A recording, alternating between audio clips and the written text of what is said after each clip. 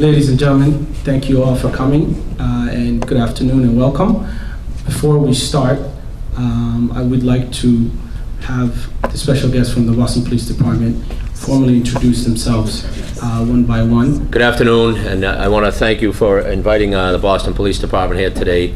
My name is Superintendent Bob Murner. I'm a superintendent. I'm in charge of investigations within the Boston Police Department, and we're gonna kind of talk about some of the issues that are affecting not only the Somali community but the rest of the city and how we deal with them. Some of the resources that we use, both from an enforcement end, intervention end, and prevention end, and make sure that everybody leaves here with some contact information. We answer as many questions as we can, and hopefully we have a fruitful afternoon. Thank you. Good afternoon. My name is Kevin Buckley. I'm a superintendent with the Boston Police Department. Currently, I'm the Commissioner's Chief of Staff. When I first stepped up to the microphone, this gentleman asked me to translate into Somalian. I can't do that now. Maybe by the time I leave, I could. But I just want to let you folks know that we're here to work for you, the police department, and with you, and correct any problems that may be coming up. So use us as a resource. We'll leave you contact information for any issues that you have, and we'll be available to help out. Thank you. Thank you and good afternoon. My name is Kelly Nee. I'm a Deputy Superintendent with the Boston Police Department. I work for the Boston Regional Intelligence Center. So what the BRIC for short. So what the BRIC does is we take crime data and highlight significant incidents so that we can deploy resources with the department to address those incidents as they are occurring.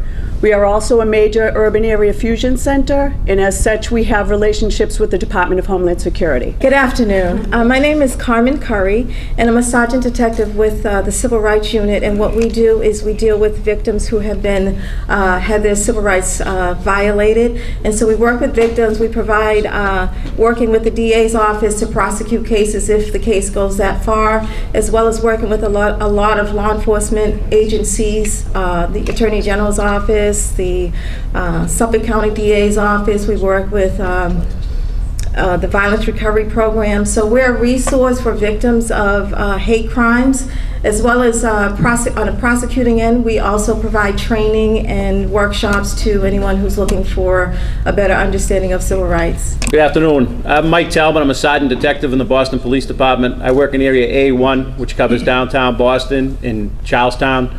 Primarily, we're responsible for all investigations into crimes that occur in that area. I'd like to thank you for having us here today. Obviously, our preference is to work with you to come up with a solution to deal with some of the issues that we have in downtown Boston and Charlestown. This wouldn't be my first stint working with the Somalian community. I used to be in charge of the school police as well as Deputy Superintendent Nee, and we worked diligently with the Somali community for issues with the kids, including truancy, dropout rates, and violence within the schools. So I look forward to working with you guys again, and thank you for having us. Good afternoon. My name is Walter Mitchell. I'm a police officer in Area B2 in Roxbury. I'm also a board member of MAMLEO, which is the Minority Law Enforcement Officers Association. I've had the opportunity of meeting Ms. Jibril, and she's explained some issues that you guys were having with the police, and she's come to the organization to build a better relationship with the police and the Somalian community. Hello, thank you for having me. My name is Arthur Brewster. I'm a detective with the Boston Police Department. I also work down in District A1, also Charlestown. I'll be one of the people you more likely will be contacting, as well as this group of people behind me, Sergeant Detective Talbot. I'm also director of, board member of MAMLEO, chair. Hi, glad you said something. But again, thank you for having us, and if you have any questions, I'm sure we'll be available afterwards. Thank you. Bismillahirrahmanirrahim. Waa barnaamijkii dayaan oo maanta idiin daadihinaya kulan aad u culus oo dhex maray jaaliyada reer Boston iyo ciidamada ammaanka ee magaalada Boston. daawadayaal kulankan waxa soo qabanqaabiyay Deeqo Jibril iyadoo ugu tala gashay jaaliyadan inay wax uga qabato dhibaatooyinka badan ee haysta dadka Soomaaliyeed ee ku dhaqan magaalada Boston iyo nawaaxigeeda. daawadayaal sida meelo badan laga og yahay waxa faraha ka baxay caruurtii Soomaaliyeed oo ku dhaqan wareeray dhaqankii Soomaaliya oo guryaha yaala iyo dhaqanka waddanka cusub ee Mareykanka.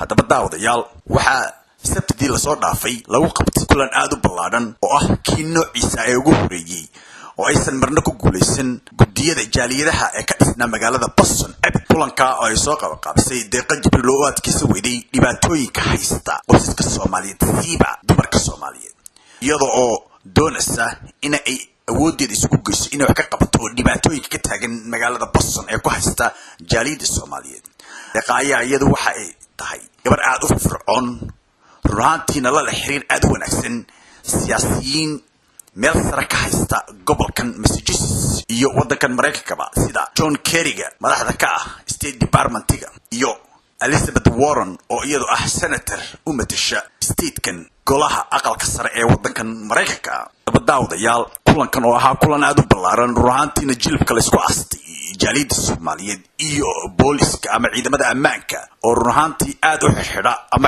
ciyaalka Soomaaliyeed ee ay ku kaliftay in ay geystaan falal dambiyeedka oo ay madaxa ka xadaan dad iyagu aad iyo aad xagga maskaxda uga jiran oo u dhashay wadankan Mareykanka kana faa'iideysta dadka iyagu aan aqliga ku filan aan wali yeelan ama wali dhalaanka ah waxa kulanka daadihinayay Maxamed waxa aayadaha Quraanka iyo isagana ku furay mijir waxaana kelmadii wacdiga ahayd ka soo jeediyay Sheekh Ismaan kadibna waxaa la guda galay kulankii oo ay ugu horeeyeen isbarasho barnaamijkan waxa ay soo diyaariyay Abdullahi South Korea yani waa Hussein Fin ee waa kan daawasho wanaagsan Bismillahir Rahmanir Rahim قل يا أيها الكافرون لا أعبد ما تعبدون ولا أنتم عابدون ما أعبد ولا أنا عابد ما عبدتم ولا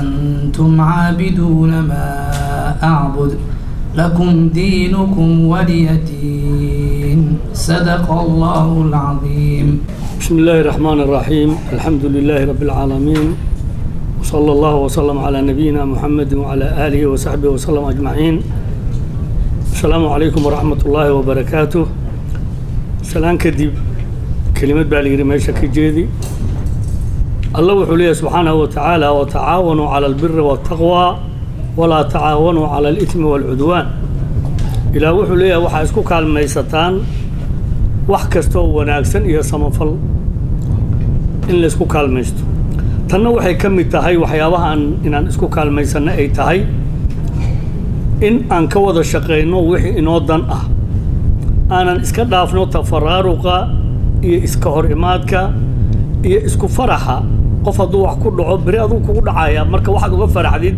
مجرتو مركا سيدا درتيد وحان كوضا هالينا وأولادي يدا dadkii nala shaqeyn lahaana halkaan inuu joogaan laba arrin baan rabaa inaan ka dardaarmo oo kaliya kan hore waxa weeye annagu markaan wada joogno xaqiiqda aan isku sheegno maxaa yeelay haddaan annagu wax kala qarsanno waxba noo suura geli maayaan ثانيا إلهي أن كحرنا سبحانه وتعالى ودد إلهي كحرن أن أهانو ثالثا وقضب أذق وحن جعلان لها هذا عروت عن كهلن وعروا وين كوا يرير يجنا هلا إلى عليو وحيابها اللي إلى علين كران والله بقى الريموت مد هو الرئيس ودين الإسلام كا إن المهل اللي إلى عليه تنلبات وإن لقد الصومالي قالوا إلى عليه لقد الصومالي وحيابه بدن أو عندكوا إن دريمين أو فائدة باجرته عنق الصومالي كهلا انت بدن انه بدبادي وبدنته هنونك إلهي بها سبحانه وتعالى واحد دعانا ان ودجر وودا قبسنو وحي انو دنو نلو شيغنا ان سيدي تahay aan u raacno mesela dad baan hortaagan haday u arkaan xalka si annaga maskaxdeena qaadan karto inaan qaadano waxa dhici karta in la isku raaco mid labaad inaan annagu guddi iska sameeyno waalidiina deeqana way joogtaa guddigaas waalidiinta iyo deeqaha isku xiraadeen problemki soo kordha hal xaliyeen hal loo geeyo dadkan si xal looga gaaro xalka ma aha in la xara kaliya ma aha kuwa xiran arrimooda in laga hadlo kuwa jeebaysan in arrimooda laga hadlo kuwa mataqaana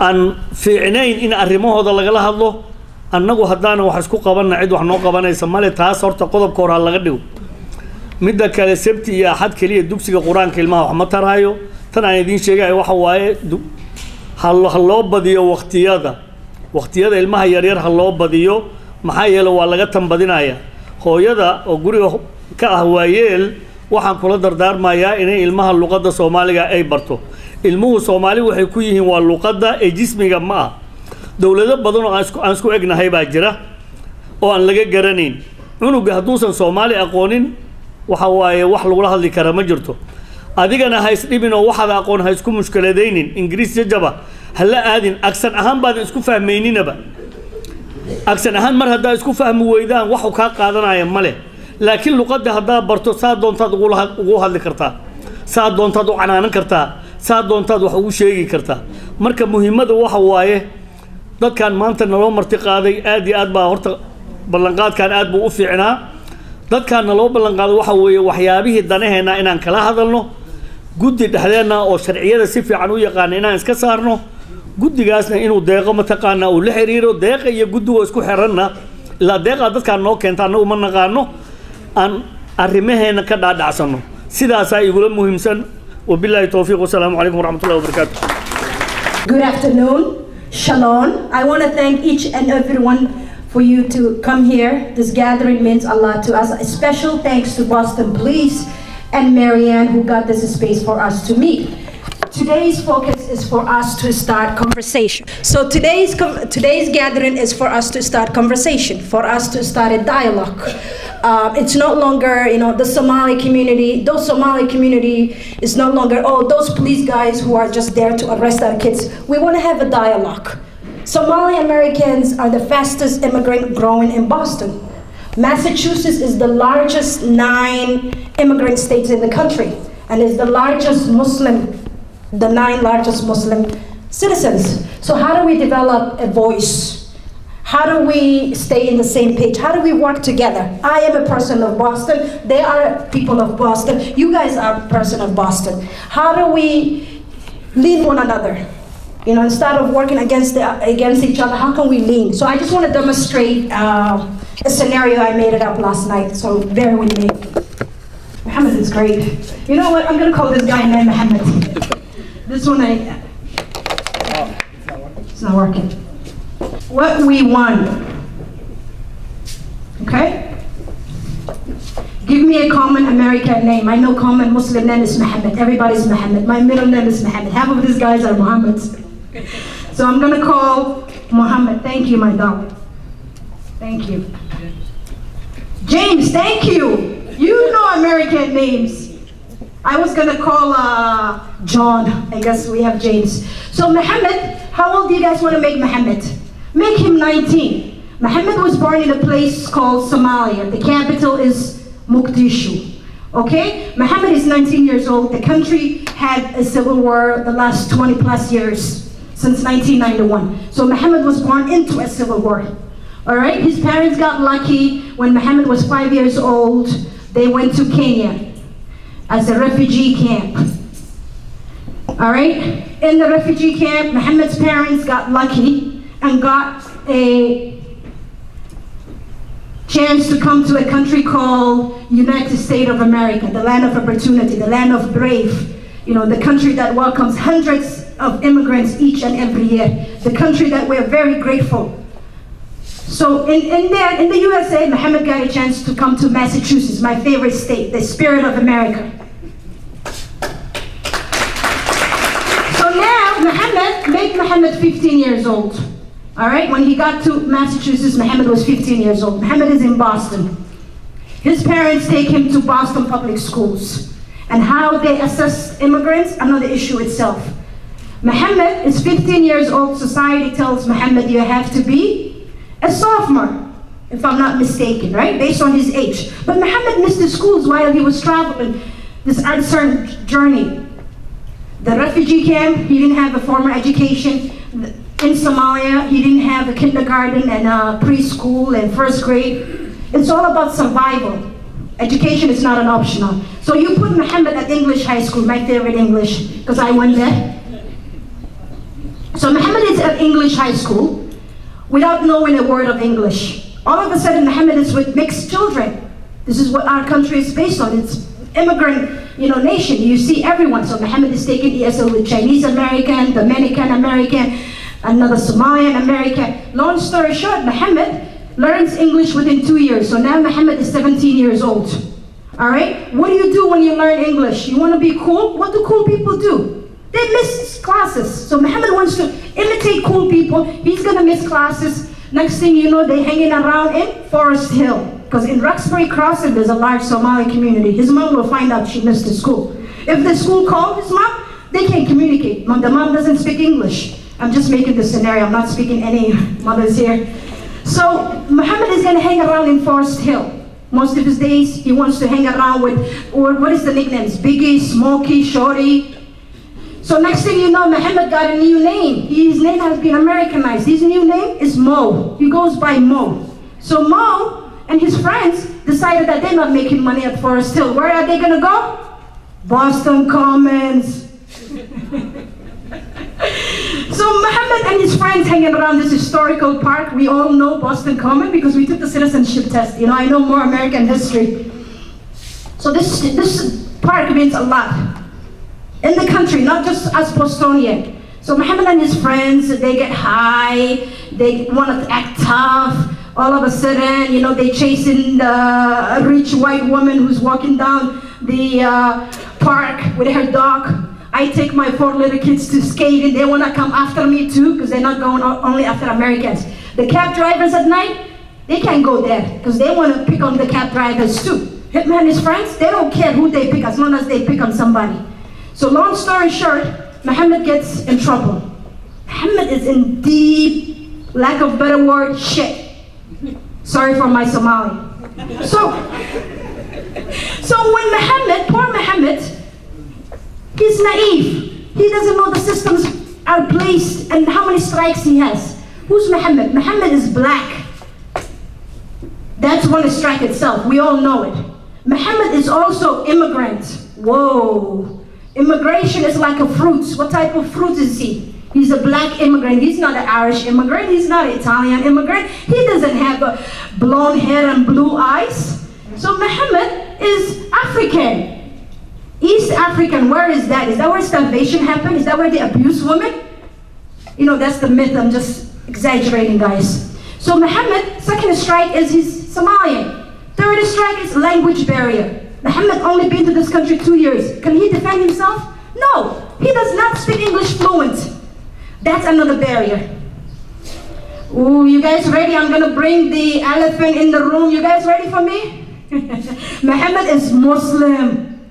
I had a friend, I took a leadership seminar. When she says Muslim, her shoulder would move. She would say, Muslim. So we had to travel to Israel. I went to Rabbi. I said, Rabbi, I'm getting offended. Did you notice when she says the word Muslim? I'm saying it in a peaceful way, but she's putting in more negative, Muslim. And he said, you know what, she's a good person. Why don't you get to know her, DJ, one-on-one? Have a coffee with her. It's like you go to a boss, you complain, and then he tells you solve the problem. Why are you my boss if I'm solving the problem?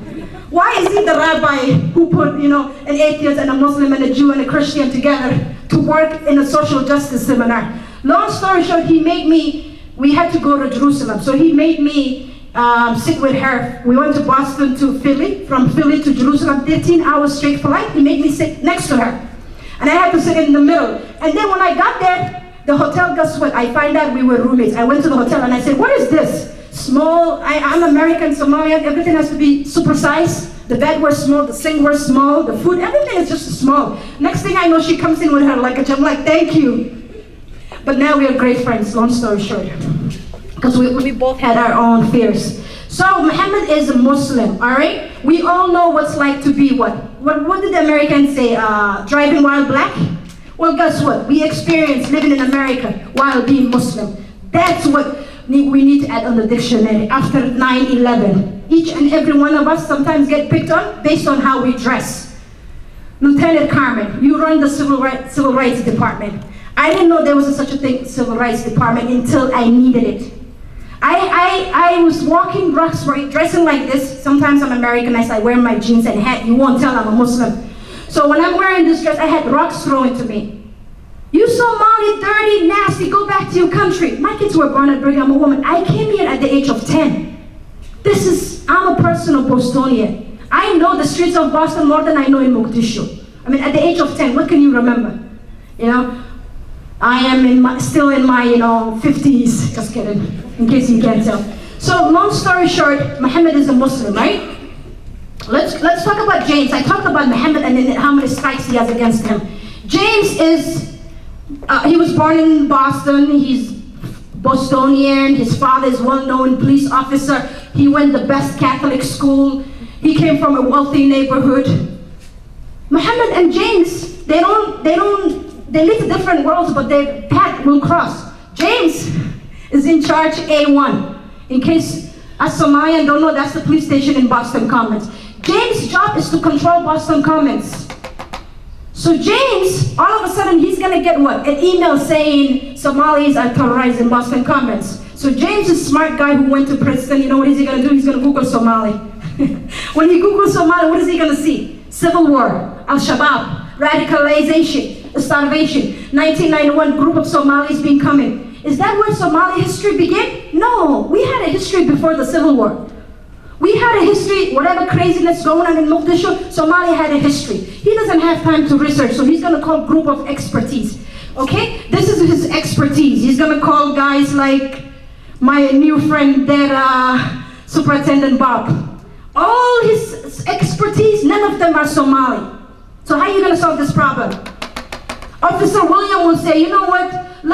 We dealt with the Dominicans, we dealt with the Covarians, we dealt with the Haitians, they're immigrants. Let's deal with them the same way we dealt with previous. No, banana and apple, they don't have the same taste. What worked in the Haitian community will not work in my community. So how are we gonna solve this problem, guys? James is under pressure. Beacon Hill got money and they vote. That's why when I tell you guys the importance of voting, politicians will pay attention to you. So they got money, they vote. Before the news picks up, we have to solve this mess that Somalia and our youth are causing. Muhammad, who calls himself Mo, he's having identity crisis. He's not accepted in Boston, and he cannot relate to what's happening in Somalia, the tribal complex, the Al-Shabaab crazy radical groups. So what is he gonna do? Did anybody ask what Muhammad is feeling? I'll tell you Muhammad is feeling. Muhammad is feeling frustrated, isolated, alienated. Muhammad is helpless. Muhammad is vulnerable. So if I'm evil woman, we all know that they are criminals who are motivated. Same way we're motivated to make a change and help each other, there are criminals out there who are motivated to commit evil stuff. So if I find Muhammad is vulnerable. Muhammad would listen to me. If I'm, what's the guy name they were making a movie, Bulger? If I'm like Bulger, he can be the next one, God forbid. If Muhammad can be, whatever evil you want to commit, Muhammad is vulnerable. He wants to belong somewhere. In this culture, he's not accepted. In Somalia, he can't relate to it, so he's in a mess. Well, how is James feeling? James is frustrated too. He's under pressure. He got bosses to report to. He has to solve the Boston Commons. So how are we gonna make Mo and James work together? James wants to make the commons safe. He also wants to make his soldiers safe. Each and every police that James sent to Boston Common, his job is to make sure they go home safe. We want to make Boston safe too. Boston is our city. So how do we work together? Mrs. Carmen, I'm going to put you on the spot. I experienced hate crime. I am a woman who came here at an early age, who have been Americanized, who is the founder of the African Council, organization that empowers Africans. There are 75,000 Africans in Massachusetts. I worked gubernatorial Patrick's campaign. I was offered a job in Florida to help Obama mobilize an immigrant community that was not only Somali, a mixed immigrant community. I worked with Elizabeth Warren as a field organizer. I started a business called African Mall, subleasing 6 established business in 1127 Harrison Ave. I know how to navigate the system, how to not only my needs, but my community needs. When I had teenagers throwing rock to me, I felt helpless. All of a sudden, this woman who's powerful, she worked hard, she's politically connected, I didn't know what to do. So imagine the woman that does not speak English. She needs to know her rights. We need training, so that way we know our rights. If a police officer comes to us and he offended us, how do we know we can report complaint? You know, how do you teach your department to be diversified and sensitive with us? You know, when I ask you to start food, the man went first. It's cultural.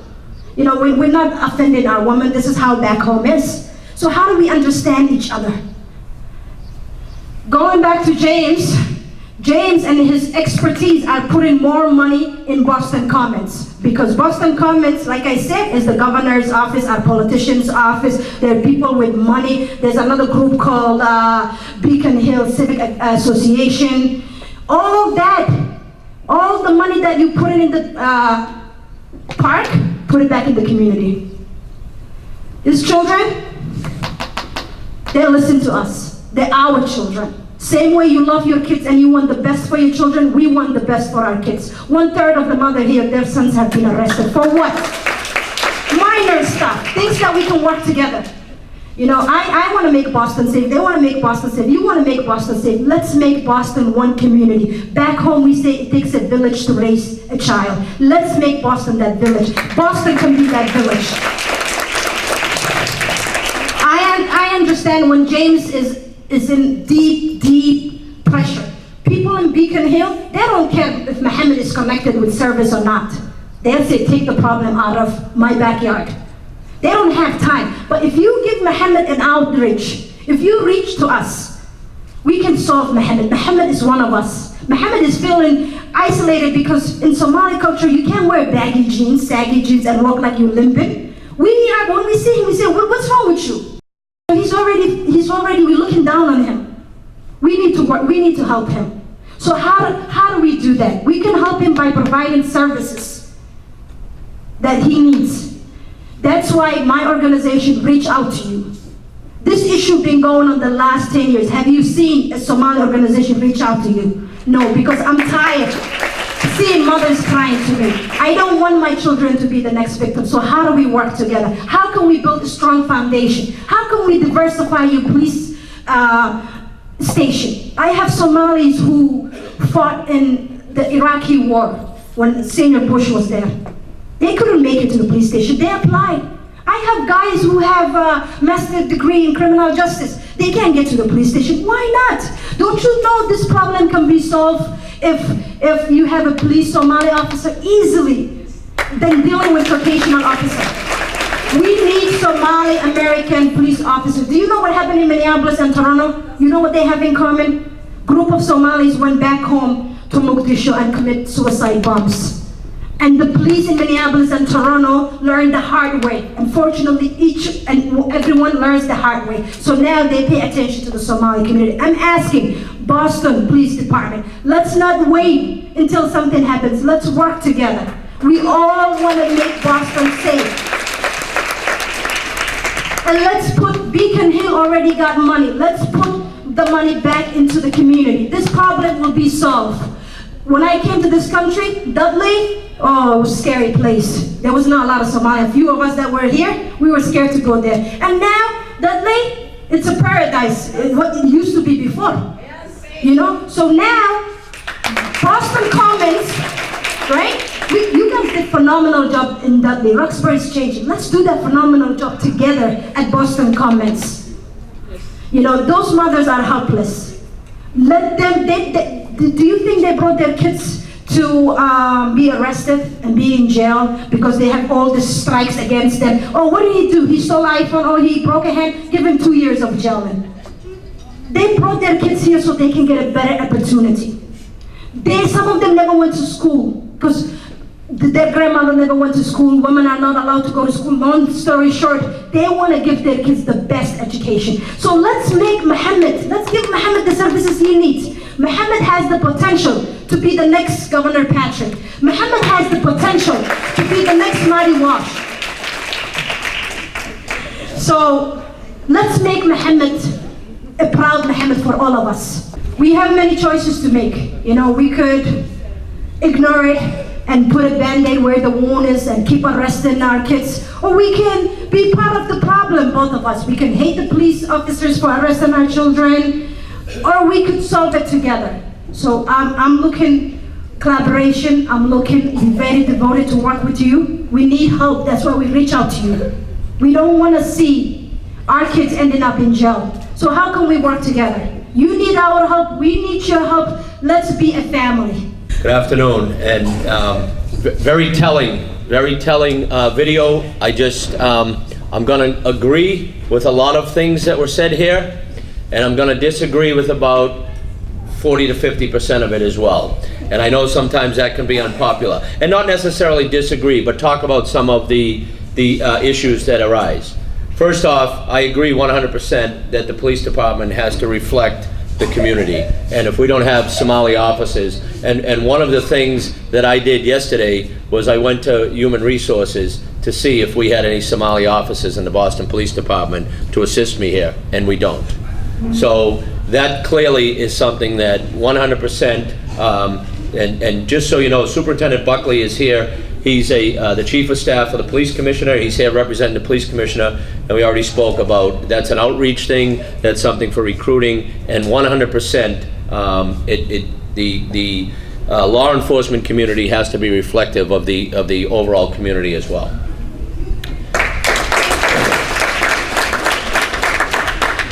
If you notice on the video in the lower right-hand corner, as the video was playing, it said, "Cease fire." Cease fire was invented here in Boston. And just to give you an idea of how things work, and if you take Muhammad out of it, and I agree that we can't police the Somali community the way we police the Cape Verdean community, the way we police the Dominican community, the way we police the Italian community, the way we police the Irish community, on some fronts. And on most fronts, we absolutely can police the entire community the same way. And I think that's what you're looking for. So when we started this concept in Boston, in 1990, we had 152 homicides in the city of Boston. By 1995, we cut it down to 33. And no one under the age of 18 was murdered for over 2.5 years. And that was a result of operations that were put in by folks right at this table.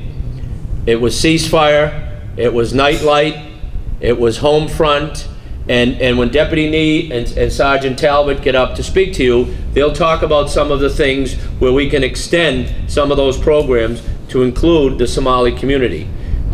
When we go to home front, we go to the homes of the youngest children that are just starting to go the wrong way. We will bring with us members of the Somali community. If the Imam wanted to come, or if we wanted to do a walk along in Boston Common and kind of see firsthand the things that are going on. You mentioned the Dudley Triangle area. It's very near and dear to all of us. I grew up in Mission Hill, and every Saturday at that time, my mother didn't drive. She never drove a car in her life. But she would put 5 of us in tow, 4 boys and 1 girl, and we walked every single Saturday to Dudley Street. That's where we shopped. As a matter of fact, one of my best friends owned Solfaro Shoes, which was right on Washington Street. It's right where the Chinese restaurant is on Washington Street.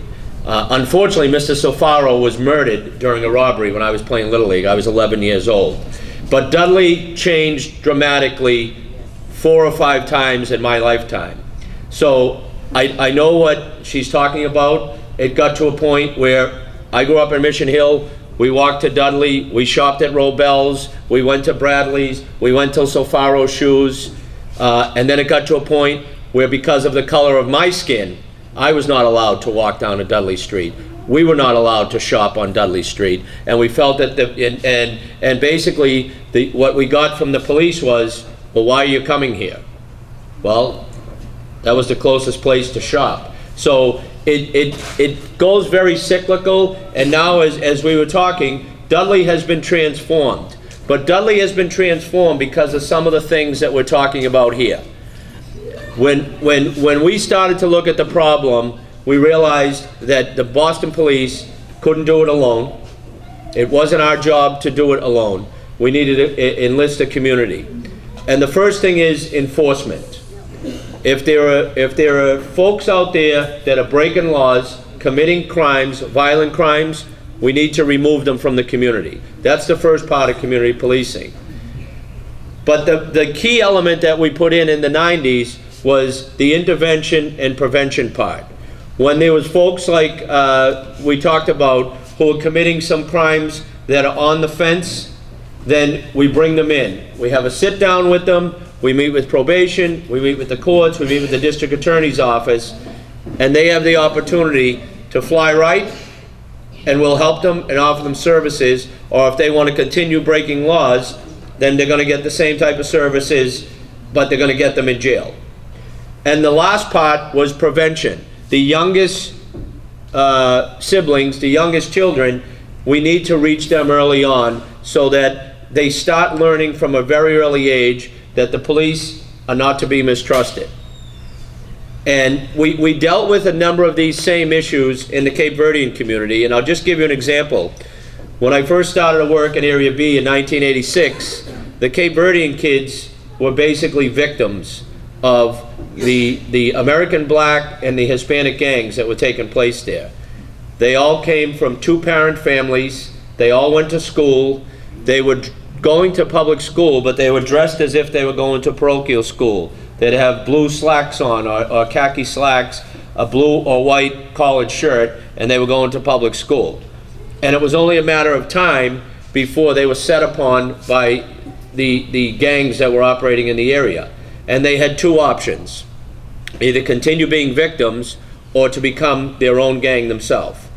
When we started to do some intervention, and this is where the language barrier really comes into play, when we went out to the houses to visit with parents, the older siblings would do the translation for us. And what they were doing was they were telling the parents that the police were there because they were being too strict with their children and that they couldn't do that here in America. And I think those are some of the things that are and when I say half right and half I disagree with, that's not completely different just because they're Cape Verdean. I'm sure that you're getting certain information from your children telling you, you can't discipline me that way in America, the police will come, they will discipline you. So we want to make sure that everybody understands what their rights are, that they have friends here with us. We will help you if there are people that need to be removed from the community who are not only preying on the community at large, but other members of your Somali community. We will take them out of the community. That doesn't mean they're thrown away forever, because this happened with every single immigrant group that came to the United States, whether they were Italian, Irish, Jewish, Haitian, Dominican, Jamaican. They come and there are members of the community that break the law. But that doesn't mean that that is how the overall community will be treated. So we use a three-prong approach: enforcement, but the two biggest prongs are intervention and prevention. How do we get in and save those kids or teenagers that are involved in some issues that they're starting to head down the wrong road? And then how do we teach our youngest people that they don't want to get involved at all? We have a lot of those programs already existing. We don't have to invent it. What we have to do is make sure that the Somali community feels welcome and that we plug everybody in. And just in closing, and I don't want to take up too much time because we have a few speakers here, but I ate the food. I ate the Ethiopian bread. I'm running a half marathon tomorrow, so I expect that I'm going to be about 30 minutes faster than I normally do. But I will answer any questions now, or if you would like. You ate with your hands too. And I ate with my hands, yeah, no thought. Huh? Always. I always eat with my hands. Yeah, the food was excellent.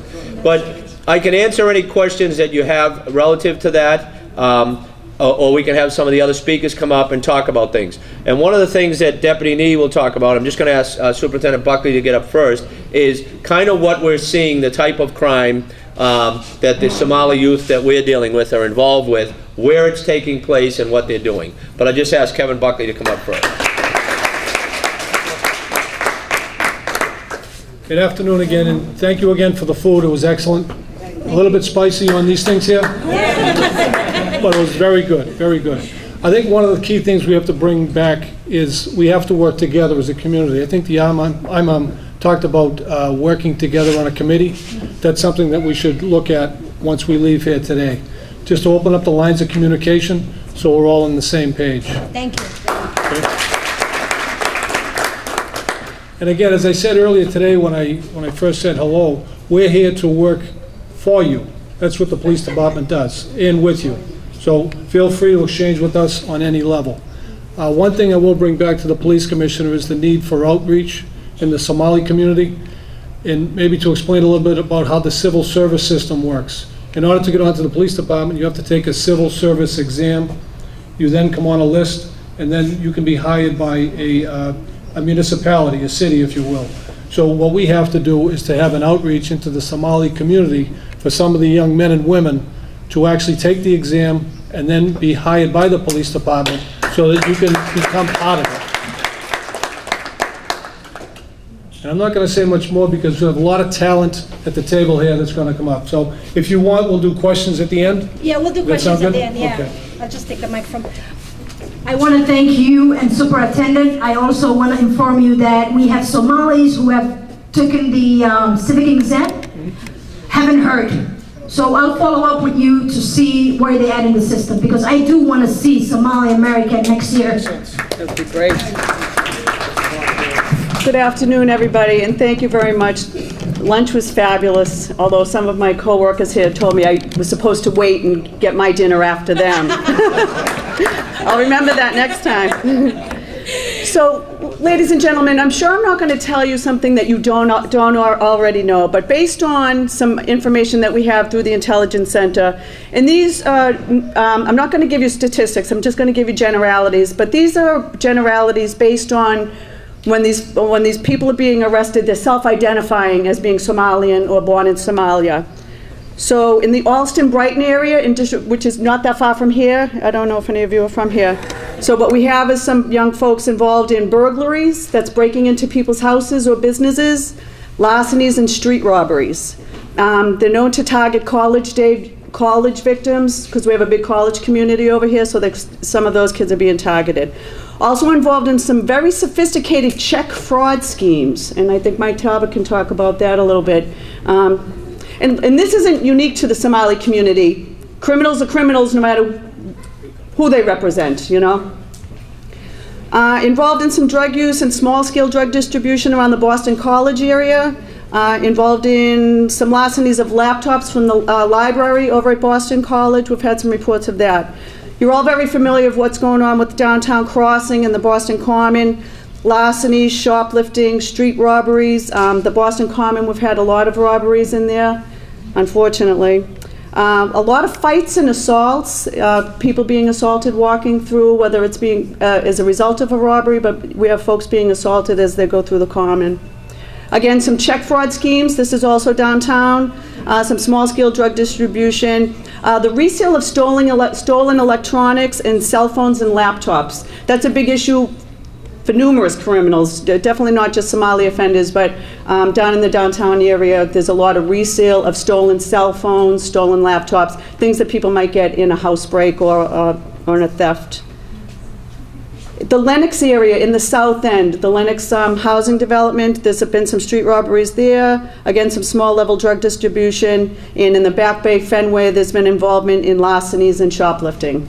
Again, I'm sure I'm not telling you anything you don't know. It's not unique to the Somali community. We have offenders of every race, both genders, all over the place, but these are some things that people who were arrested, who self-identified as Somali, have been involved in what they've been arrested for. So I think we're going to hang on to questions until the end, and if you have any, I'll be here. Thank you.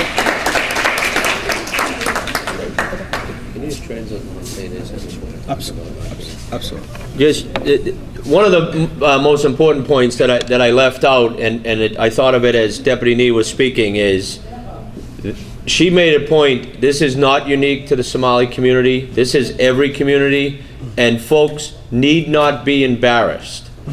They need not be embarrassed that their children are involved in crime, because there is not one of us here that don't have friends or family or others close to us that cross the line. This is not unique to the Somali community.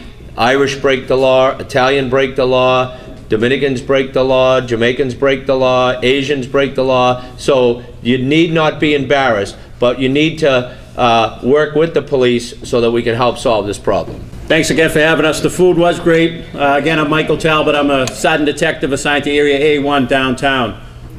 Before I get into Area A1, I'm more on the enforcement side of things. We do the investigations, we get involved in some community outreach, but a majority of our work is doing investigations on solving crime. Prior to doing that, I used to be in charge of the school police.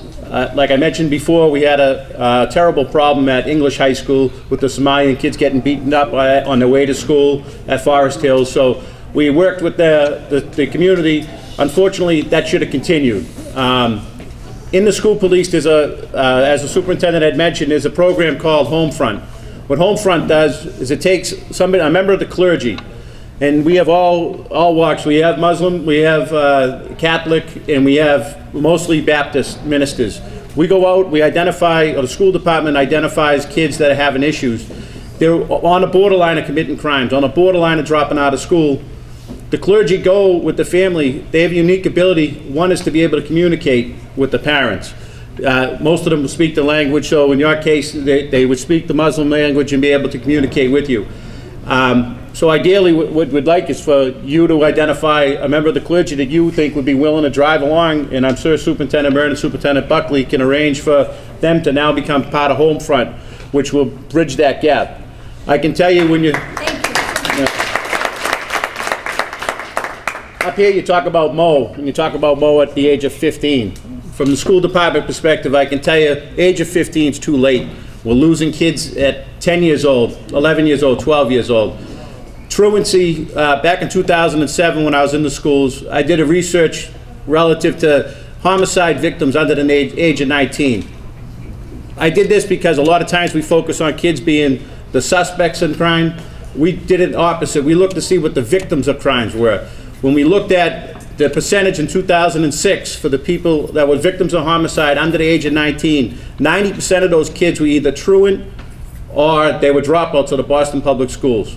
The two kids that weren't were innocent victims in drive-by shootings. So what that said was that education leads to victimization, the lack of it. So, you know, that's where you really got to work with the school department, with the police department, especially at home, to make sure your kids are in school and they stay in school.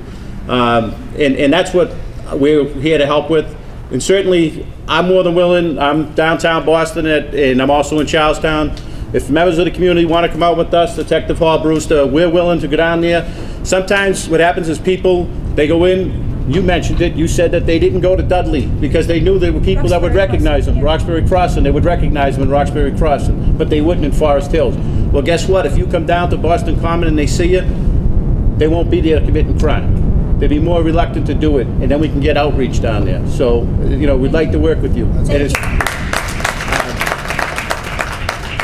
far as downtown Boston and the Commons, as Superintendent Murna spoke, he talked about the crimes. We ran programs, intervention and prevention programs, where kids, in lieu of getting criminal charges, would have something hanging over their head in schools, and that's program still in effect in the schools. The problem is when crimes become so violent that the victimization, imagine being a woman being attacked by 4 or 5 people, crimes like that can't be overlooked. So that's what Superintendent Murna is talking about. We wouldn't allow it to happen any place. So that's where we have to address those. But little things like shoplifting and things that we can do, we can have a little lever over their head to use some of that, and we'll be more than willing to work with them. You definitely want to get your community in touch with the school police because they're a vital resource for everything going on. But anybody has any questions or anything, let us know. Again, I'm Detective Arthur Hall Brewster, and I work at downtown Boston with Sergeant Detective Mike Talbot. I think it's important that when we leave here today, that you'll have a contact contact with someone here on this panel or with the Boston Police Department, we'd be more than willing to give you our phone numbers. I don't mind giving up my cell phone number. Mike can tell you I give all my victims, suspect, everyone my cell phone number. If I can make a difference, I will. But at the same time, it's very serious because they're very serious problems throughout the city, and we're trying to address them all. And as you well know, it's extremely busy out here. And I want to thank you personally for reaching out to the Boston Police Department. Great job. And as well as reaching out to Mamleo. I think that's really, really important that, you know, you have a nonprofit organization, you're reaching out, we're trying to do the very same thing. And I think that what I would like to do is to probably invite the Somali community to Mamleo. We can sit down and dialogue and have additional conversations about these issues that's important to all our children. Okay? Thank you. Thank you. Again, thank you for having us here. I just want to honor her for putting this together and just becoming that voice for the Somali community. And for all of you who have come out to be that voice, we all need a voice, and I think this is really the greatest thing ever to gather and to all come to the table to begin to dialogue on how do we problem solve these issues that we're seeing in the Somalian community. It's all about partnership and it's all about communication. Again, I work for in the Civil Rights Unit, and what we do is really when victims become victims of hate crimes, that's when my unit gets involved, and I'm here to provide any kind of training, education, so that you understand what your rights are in this community, what your rights are in Boston, and how sometimes we have victims who are targeted because of the way they look, the way they dress, and I know that she has become a victim of ours based on her being Somali and Muslim, and mostly they come to us from the Muslim perspective, not so much Somalian, and they identify you based on what you're wearing. And so I'm here, my unit is there, we've been around for many, many years. We're a model unit. We're the first unit in the country to have a unit specifically to deal with hate crimes, to deal with civil rights, where victims are being targeted because of who they are, whether that's race, religion, sexual orientation.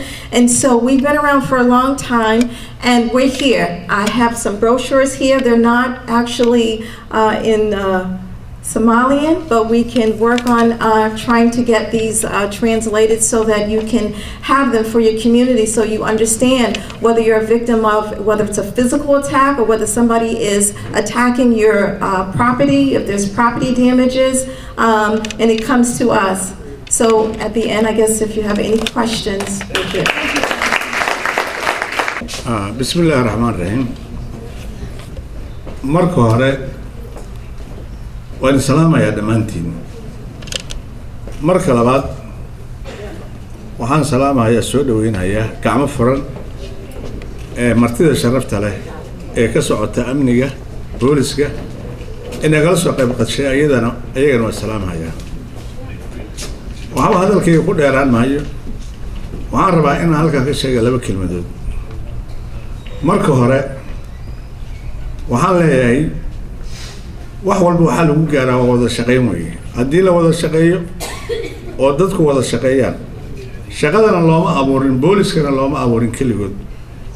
Muxuu ahaa community haddaan nahay ururkan cultural kana matalaysa deeqana looma abuurin.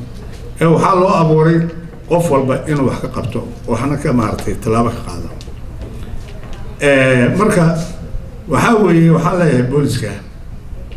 waxaan marka hore aan idin leeyahay waxaan nahay annagu shacabkii community-gii Soomaaliga nahay.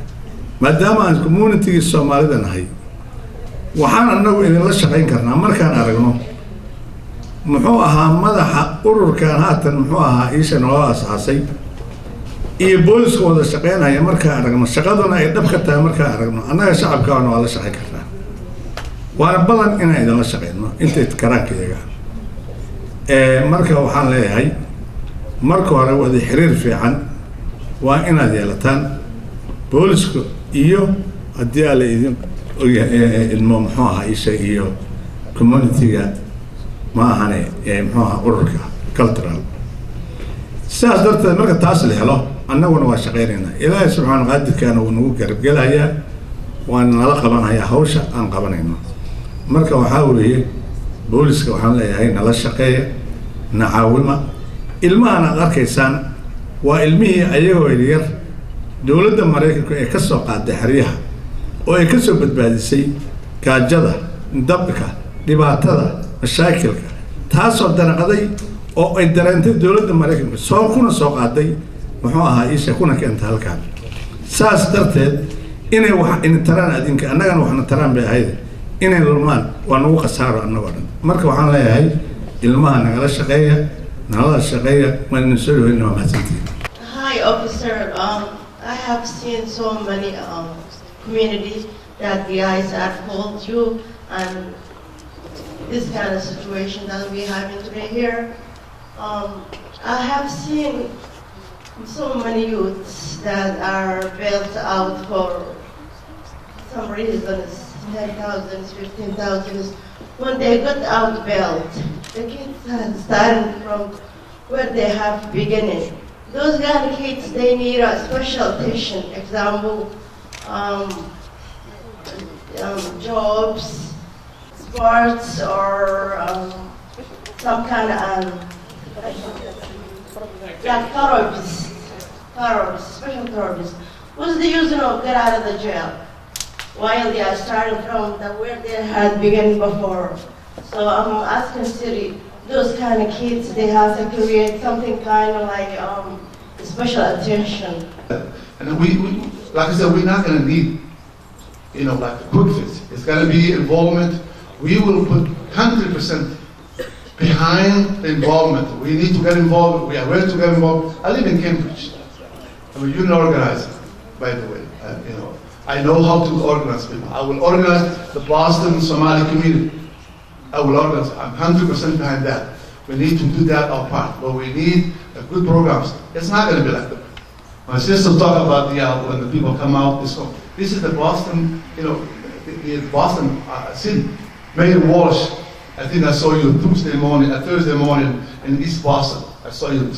I was there when he was with Boston Police Youth Enrichment Program. We were talking about that. I was there, and a lot has been going on, and a lot will happen. But we are here to work with you. But I want to see the next recruitment. I would say that. I want to see the next recruitment a Somalian police officer, please. That's what we're. Thank you very much.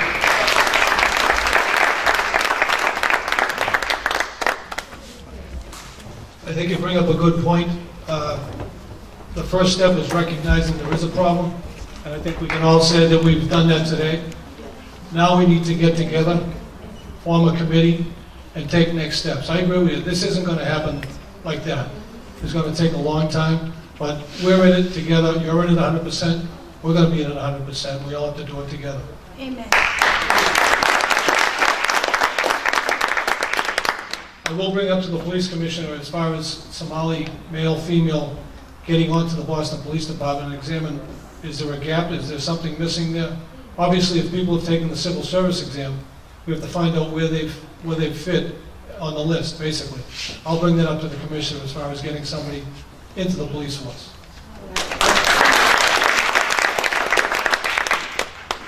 Thank you, Yusuf. That was a great question. They got it. They want to be engaged. We want to be engaged. Going forward, we'll follow up as an organization. We'll work together to make Boston more stronger for every one of us.